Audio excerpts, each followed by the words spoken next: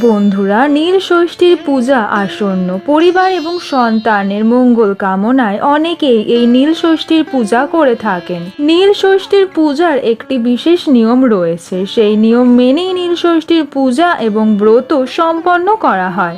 আসুন বন্ধুরা, দেখে নেওয়া যাক 2025 সাল 1431 বঙ্গাব্দে এই নীল পুজো কবে পড়েছে। পরিবার এবং সন্তানের মঙ্গল কামনার উদ্দেশ্যে যদি এই ব্রত রাখতে চান, কিভাবে আপনি এই ব্রত রাখবেন এবং নীল ষষ্ঠীর পূজার জন্য কোন কোন উপকরণগুলি অবশ্যই প্রয়োজন। নমস্কার প্রিয় দর্শক বন্ধুরা, কৃষ্ণার্জুন চ্যানেলের পক্ষ থেকে জানাই আপনাদের আন্তরিক স্বাগত। বন্ধুরা, আপনারা সকলেই জানেন যে নীলের পূজা আসলে ভগবান শিবেরই পূজা, কারণ ভগবান শিবের অপর একটি নাম হলো নীলকণ্ঠ।